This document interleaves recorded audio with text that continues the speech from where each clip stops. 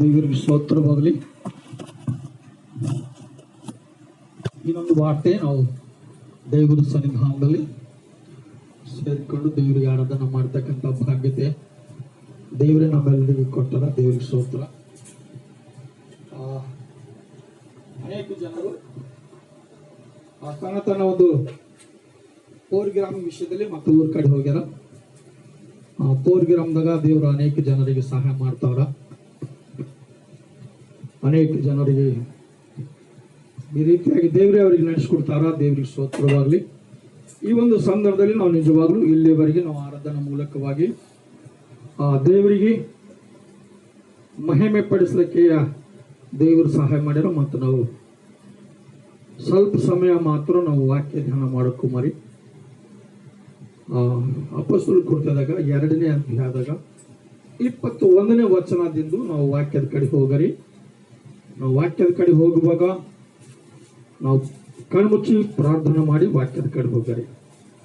ಮಹಾಪರಿಶುದ್ಧವಾಗಿರುವ ದೇವ, ನಿಮಗೆ ವಂದನೆ.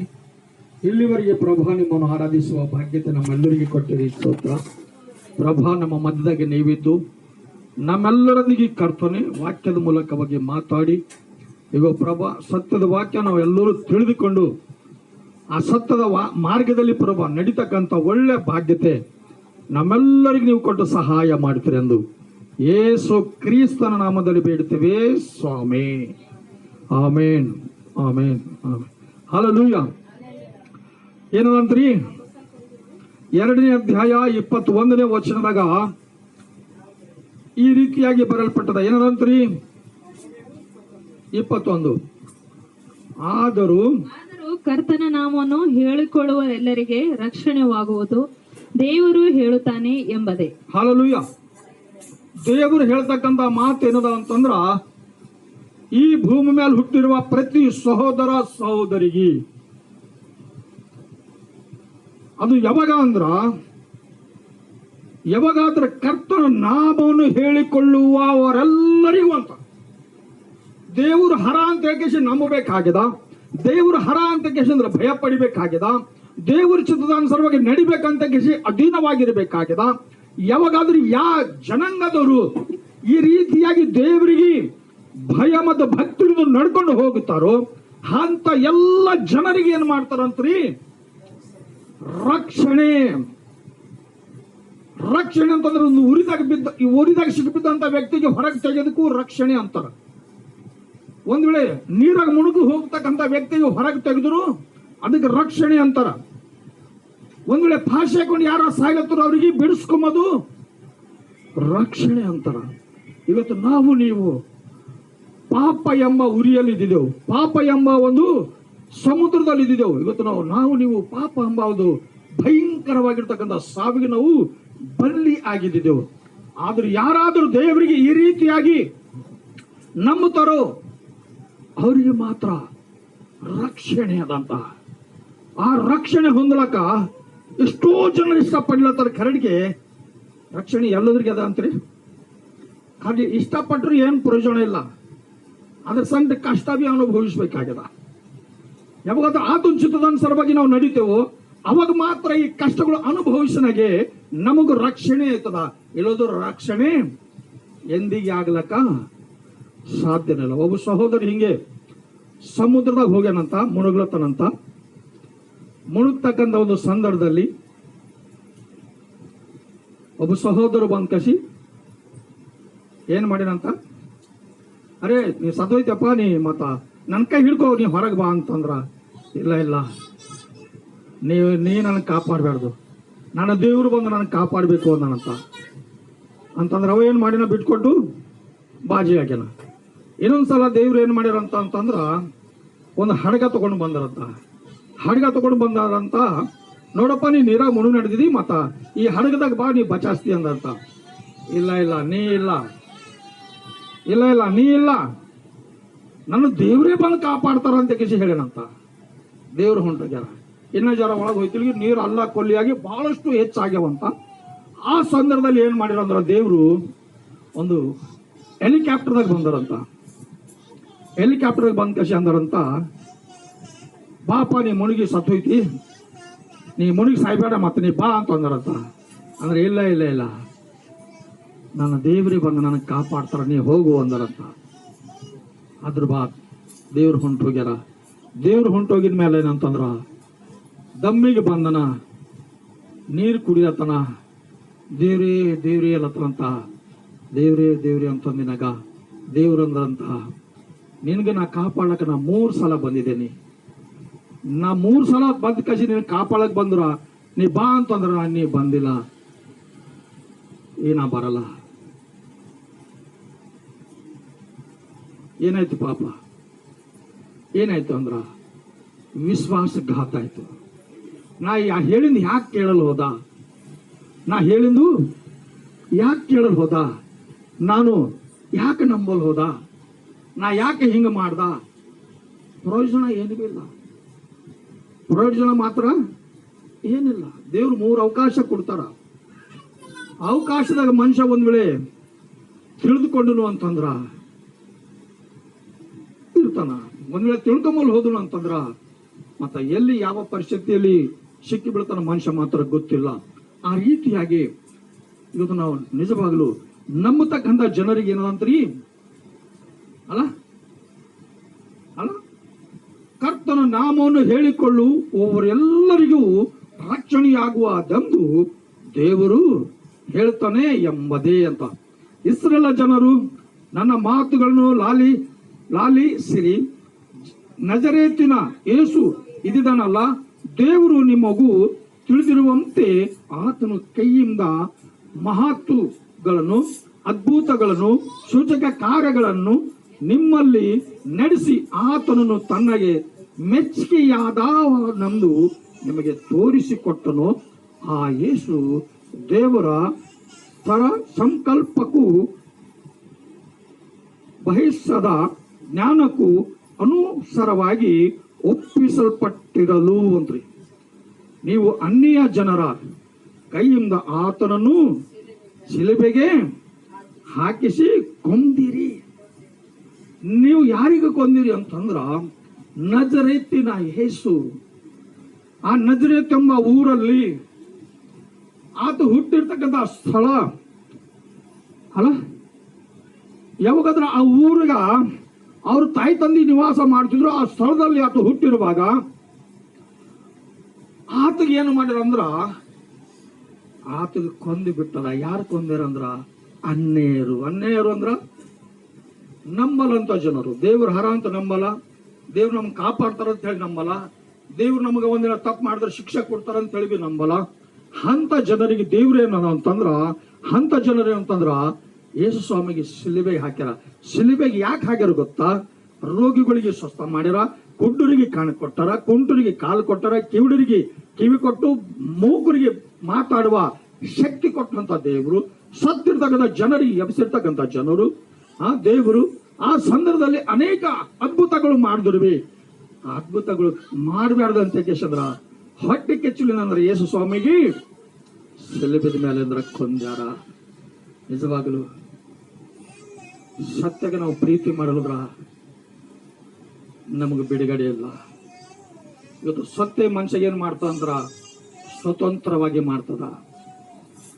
ಸತ್ಯ ಸತ್ಯ ಸತ್ಯ ಎಲ್ಲಿ ಹೋದ್ರು ಬಿ ಅಲ್ಲಿ ಏನಪ್ಪಾ ನೀ ಕೆಲಸ ನಂಬಿಕೆಲಿಂದ ಮಾಡ್ತೆ, ಕರೆಕ್ಟ್ ಆಗಿ ಮಾಡ್ತೆ, ಮೋಸ ಏನು ಮಾಡಲ್ಲ ಅಂತ ಕೇಳ್ತಾರ. ಸ್ವಲ್ಪ ದಿನ ಮಾಡಿದ ಮೇಲೆ ಇವ್ ನನಗ ಪರೀಕ್ಷೆ ಮಾಡಿದ ಮೇಲೆ ಇಟ್ಕೊಡ್ ಸಾರ್ ಅಂತಾರ. ಕರೆಕ್ಟ್ ಕೆಲಸ ಮಾಡಿದ್ರೆ ಇಟ್ಕೋತಾರ, ಇಲ್ಲ ಹೌದಾ? ಅದರಲ್ಲಿಂದು ತೆಗೆದಾಕ್ತಾರ. ಕಡೆಗೆ ಯೇಸು ಸ್ವಾಮಿ ಲೋಕದಾಗ ಬಂದ ಕಸಿ ಅಂದ್ರ ಪರಲೋಕ ರಾಜ್ಯದ ಕಡೆಯಿಂದ ಸುವಾರ್ತೆ ಸಾರುವಾಗ ಅನೇಕ ಅದ್ಭುತ ಕಾರ್ಯಗಳು ಜರುಗಿಸ್ಯಾರ, ಅನೇಕ ಜನರಿಗೆ ಒಳ್ಳೆ ಸಹಾಯ ಮಾಡ್ಯಾರ. ಕಡೆಗೆ ಈ ಲೋಕದಾಗಿನ ಜನರು ಸತ್ಯಕ್ಕೆ ಪ್ರೀತಿ ಮಾಡಿಲ್ಲ. ಸತ್ಯಕ್ಕೆ ಪ್ರೀತಿ ಮಾಡಿದ್ರ ಯೇಸು ಸ್ವಾಮಿಗೆ ಶಿಲುಬೆಗೆ ಹಾಕ್ತಿಲ್ಲ. ಇವತ್ತು ಅದ್ರ ಆ ಗುಂಪಿನಾಗಿರ್ತಕ್ಕಂಥ ಜನರೇ ನಾವು ಒಂದ್ ವೇಳೆ ಇದ್ದಿದ್ದೇವೇನೋ. ನಮಗೂ ಅನೇಕ ಸಂದರ್ಭದಲ್ಲಿ ಈ ಆಲೋಚನೆಗಳು ಬರ್ತಿರಬಹುದು. ಸತ್ಯಕ್ಕೆ ವಿರೋಧವಾಗಿ ನಾವು ಜೀವಿಸಬೇಕು. ನಾವು ಯಾವಾಗ ಬಿ ನಾವು ತಗ್ಗಿಸ್ಕೋಬಾರ್ದು, ಯಾವಾಗ ಬಿ ನಾವೇ ಹೆಚ್ಚಿಸ್ಕೋಬೇಕು ಎಂಬ ಆಲೋಚನೆಗಳು ಸೈತಾನ ಒಳ್ಳೆ ನಮ್ಗ ಹೇಳ್ತಾ ಇದ್ದಿರ್ಬೋದು. ಸೈತಾನ ಮಾತು ನಾವು ಕೇಳ್ತಾ ಇದ್ದಿರ್ಬೋದು. ಸೈತಾನ ಮಾತು ಕೇಳ್ಕಿಸಿ ನಾವೇನಂದ್ರ ನಾವು ರಕ್ಷಿಸ್ಕೊಳ್ಳೋ ಪರಿಸ್ಥಿತಿ ನಮಗೆ ಬರಬಹುದು. ಆ ಪರಿಸ್ಥಿತಿ ಹಂಗಿರ್ತದೆ ಗೊತ್ತಾ? ಒಂದ್ಸಲ ಬಂದರ ಬಾಪ ನೀ ಸಾಯ್ತಿ ಅಂದ್ರ ಕೇಳಿಲ್ಲ, 2 ಸಲ ಬಂದರ ನೋಡಪ್ಪ ನೀ ಸಾಯ್ತೀನಿ ಇರಲಿ, ಬಾ ನಾ ನಿನಗೆ ಕಾಪಾಡ್ತಿದ್ರ ಇನ್ನ ಬರಲ್ಲ ಅಂದ. 3ನೇ ಸಲ ಬಿ ಬಂದರ. ನೋಡಪ್ಪ ನೀರು ಹೆಚ್ಚಾಗ್ಯಾವ, ನೀ ಸಾಯ್ತಿ, ಬಾ ನೀ ಅಂತಂದ್ರ. ಇಲ್ಲ ನನ್ನ ದೇವ್ರೇ ನನಗೆ ಬಂದು ಕಾಪಾಡ್ತಾರ, ನೀ ಹೋಗು ಅಂದರ. ದೇವರು ಅವಕಾಶ ಕೊಡ್ತಾರೆ, ಖರೆ ಹೆಚ್ಚಿಗೆ ಅವಕಾಶ ಕೊಡಲ್ಲ. ಅವಕಾಶದಾಗ ನಾವು ಮಾತ್ರ ತಿಳಿದುಕೊಂಡು ನಮಗೆ ನಾವು ಕಾಪಾಡ್ಕೊಳ್ಳಿಂದ್ರ ಸಿದ್ಧವಾದ್ರೂ ಮಾತ್ರ ನಮಗೆ ರಕ್ಷಣೆ ಇದೆ. ಇಲ್ಲ ಹೋದ್ರ ನಮ್ಗೆ ಯಾರಿಗೂ ರಕ್ಷಣೆ ಇಲ್ಲ. ಹಲ್ಲೆಲೂಯಾ. ಆ ರೀತಿಯಾಗಿ ಈ ರೀತಿಯಾಗಿ ಏನಂತ ಇಲ್ಲಿ 24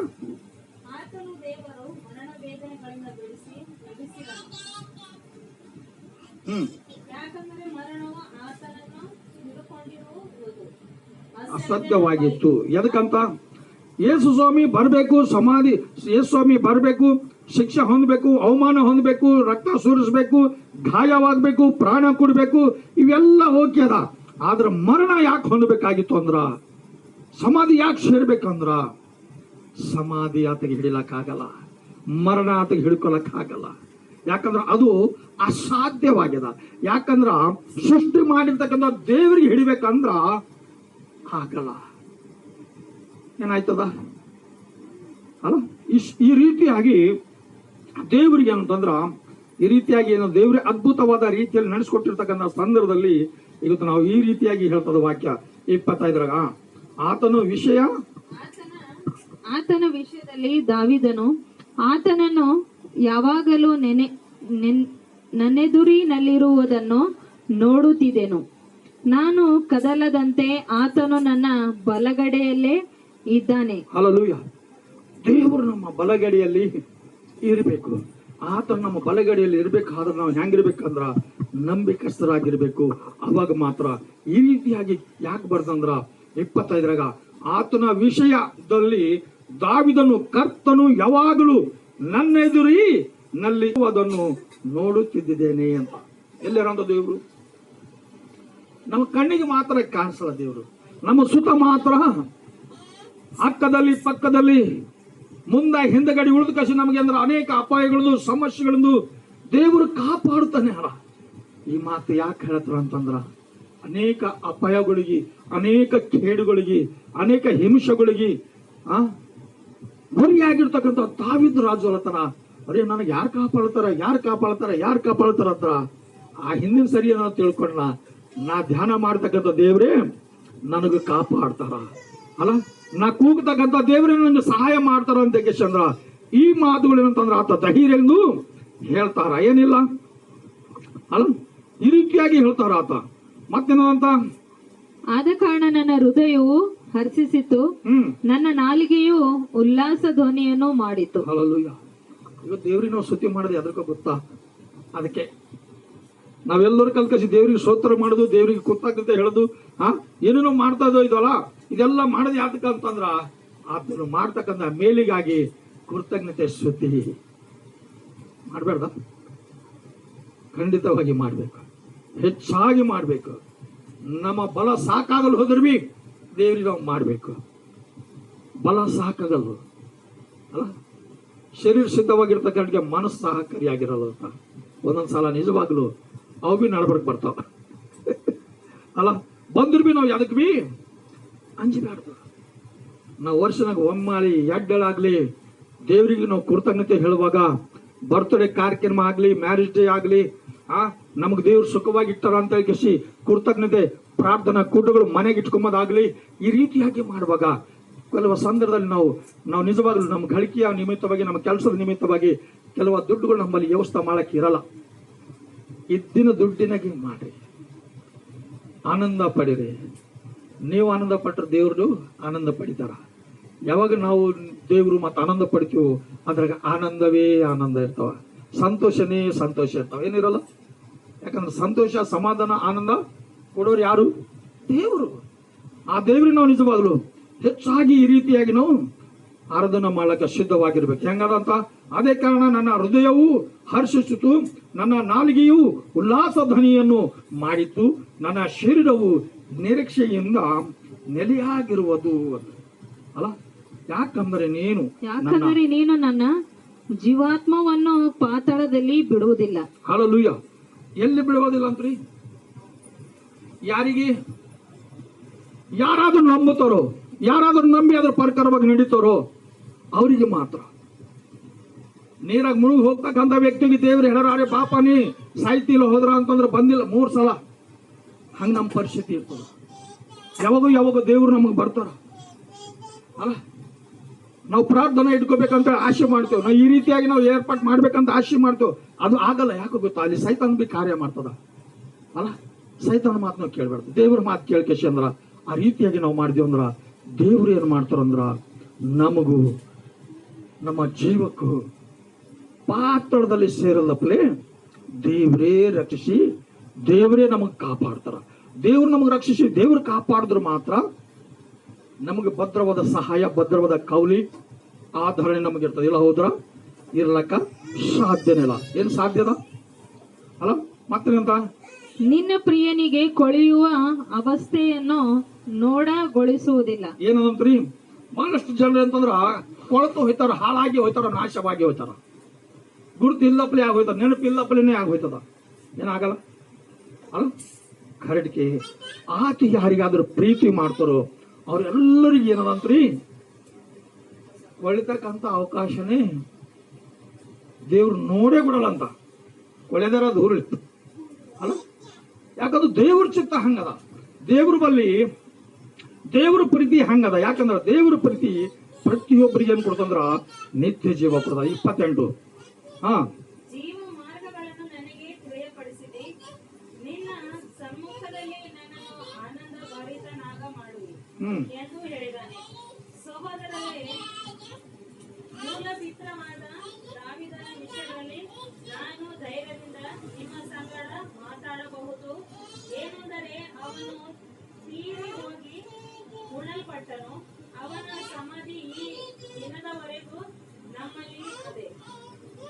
ಅವನು ಪ್ರವಾದಿವಾಗಿದ್ದು ನಿನ್ನ ಸಂತತಿಯವರೊಳಗೆ ಒಬ್ಬನನ್ನು ನಾನು ನಿನ್ನ ಸಿಂಹಾಸನದ ಮೇಲೆ ಕುಳ್ಳಿರಿಸುವೆನೆಂದು ತನಗೆ ದೇವರು ಆಣೆಬಿಟ್ಟು ಹೇಳಿದನು.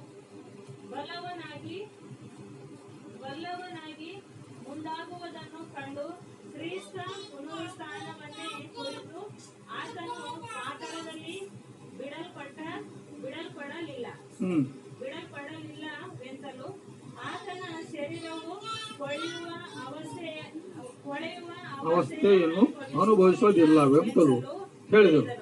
ಈ ಯೇಸುವನ್ನು ದೇವರು ಎಬ್ಬಿಸಿದನು. ಇದಕ್ಕೆ ನಾವೆಲ್ಲರೂ ಸಾಕ್ಷಿಗಳಾಗಿದ್ದೇವೆ. ಆತನು ದೇವರ ಬಲಗೈಯಿಂದ ಉನ್ನತ ಸ್ನಾನಕ್ಕೆ ಏರಿಸಲ್ಪಟ್ಟು ವಾಗ್ದಾನವಾಗಿದ್ದ ಪವಿತ್ರಾತ್ಮ ವರವನ್ನು ತಂದೆಯನ್ನು ಹೊಂದಿ ನೀವು ನೋಡಿ ಕೊಳ್ಳುವವನು ಸುರಕ್ಷಿತನ ದಾವೀದನು ಆಕಾಶಕ್ಕೆ ಏರಿ ಹೋಗಲಿಲ್ಲವಲ್ಲ.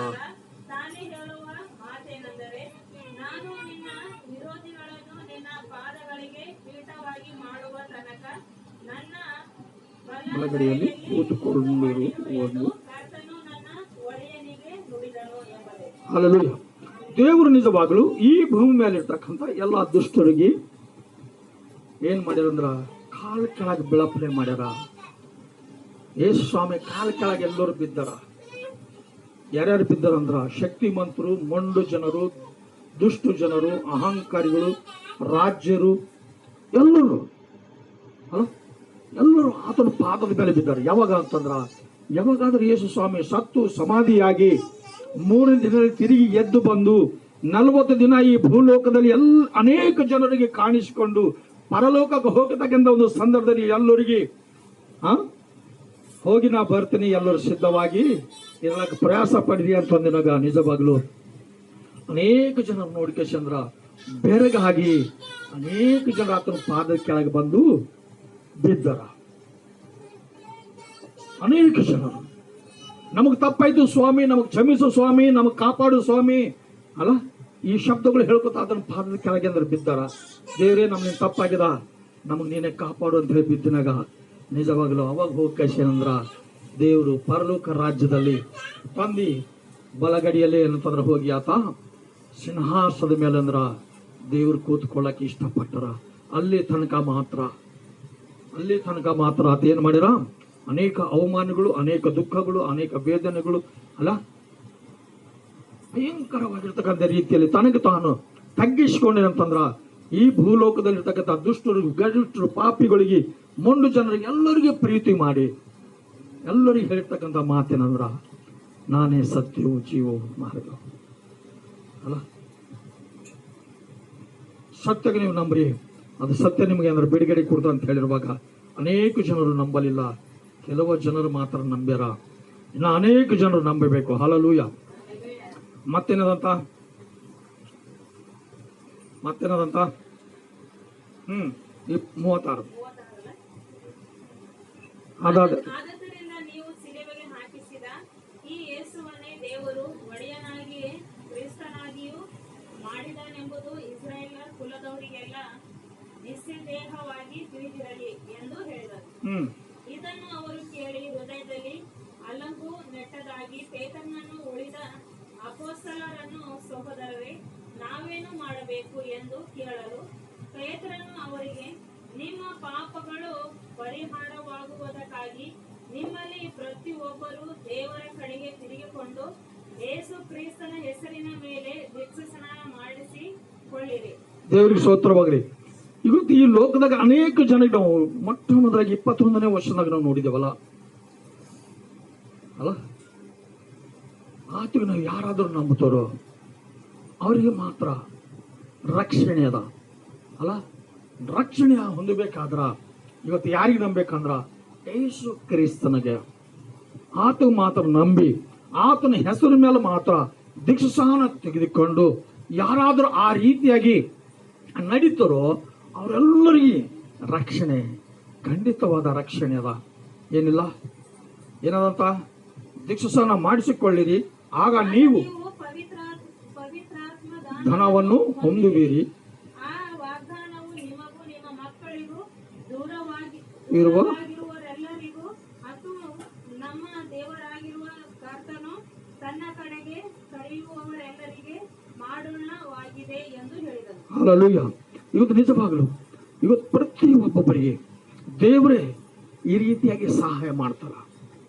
ಒಂದು ವೇಳೆ ದೇವರು ಸಹಾಯ ಮಾಡಿದ್ರು ಮಾತ್ರ ನಮ್ಮೆಲ್ಲರಿಗೆ ಅದ್ಭುತವಾದ ಆಶೀರ್ವಾದಗಳು ಹೊಂದಿಕೊಳ್ಳಕ ಸಾಧ್ಯದ. ಮತ್ತೇನಂತ, ಬೇರೆ ಅನೇಕವಾದ ಮಾತುಗಳಿಂದ ಅವನು ಖಂಡಿತವಾಗಿ ಸಾಕ್ಷಿ ನುಡಿದು ವಕ್ರ ಬುದ್ಧಿ ಉಳ್ಳ ಈ ಸಂತತಿಯವರಿಂದ ತಪ್ಪಿಸಿಕೊಳ್ಳಿ. ಹಲ್ಲೆಲೂಯಾ. ವಕ್ರ ಮೊಂಡು ಜನರು, ಬುದ್ಧಿ ಇಲ್ಲದ ಜನರು ಅಲ್ಲ, ವಕ್ರ ಬುದ್ಧಿ ಉಳ್ಳ ಜನರಿಂದ ಏನು ಮಾಡ್ಬೇಕಂತ ನಾವು ಈ ಲೋಕದಾಗ ನಾವು ತಪ್ಪಿಸ್ಕೋಬೇಕು. ಇವತ್ತು ನಿಜವಾಗ್ಲು ಅನೇಕ ಜನರು ಹೇಳ್ತಾರ, ಪರ್ವೀನ್ ಪಡಗಾಲಗಾರ ಅವ್ರದ್ದು ಆಕ್ಸಿಡೆಂಟ್ ಅಂತ. ಎಷ್ಟು ಮಂದಿಗೆ ಅದು ಗ್ಯಾರಂಟಿ ಆಗ್ಲತ್ತದ? ಎಂತ ಮಕ್ಕಳಿಗೆ ಓದ್ಕೇಸಿ ಅಲ್ಲಿ ನಿಲ್ಲಿಸ್ರಿ, ಅವ್ರ ಫುಡ್ ತೋರಿಸ್ರಿ, ಇವ ಬಿದ್ದು ಸತ್ತನ ಏನು ಹೊಡೆದ್ರು ಸತ್ತನ ಅಂತ ಕೇಳ್ರಿ. ಆ ಮಕ್ಕಳಿಗೆ ಹೇಳ್ತಾರ ಏನಾಗಿ ಸತ್ತನ, ಏನು ಹೇಳಲ್ಲ ಅಲ್ಲ. ಯಾಕಂದ್ರೆ ಬುದ್ಧಿ ಅದ ಮನುಷ್ಯರಿಗೆ, ಪ್ರತಿಯೊಬ್ಬರು ಬುದ್ಧಿಲಿಂದ ಕೆಲಸ ಮಾಡ್ತಾರ.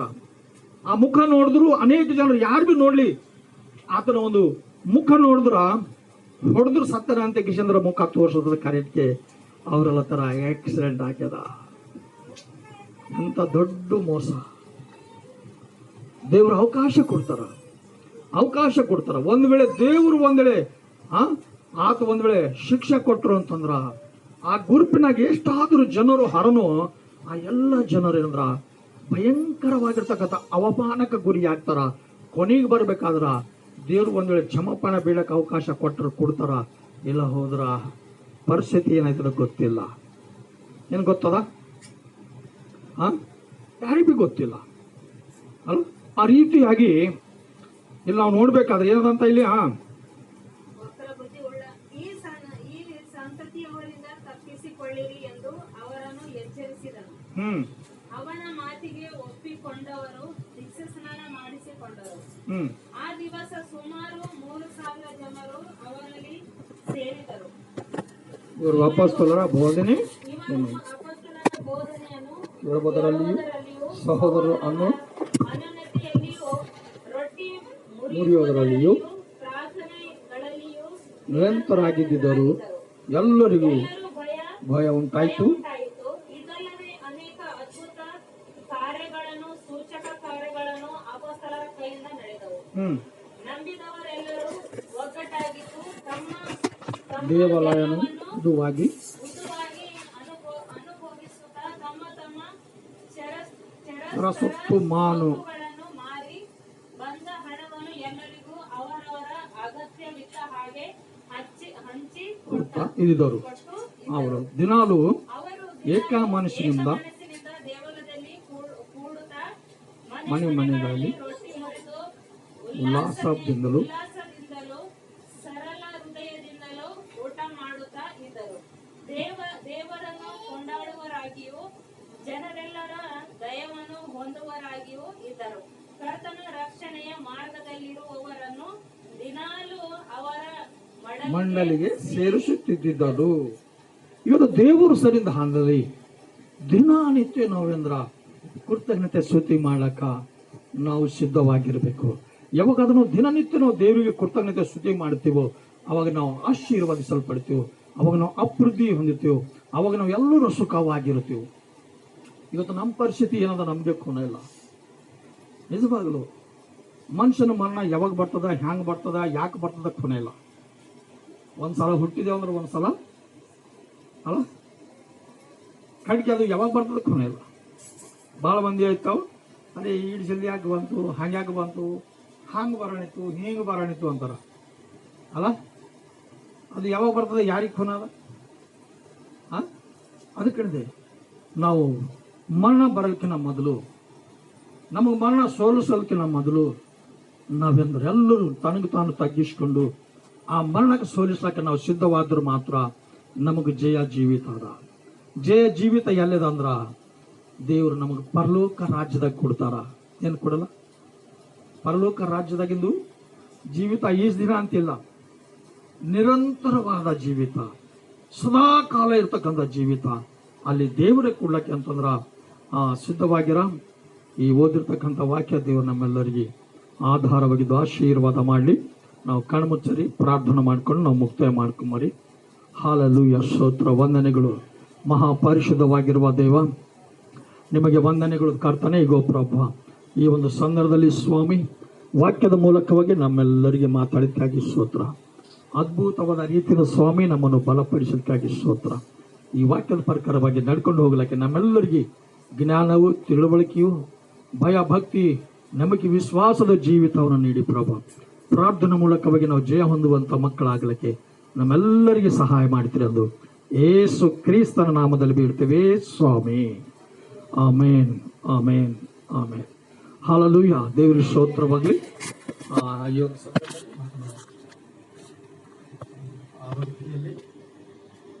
ದೇಹದಲ್ಲಿ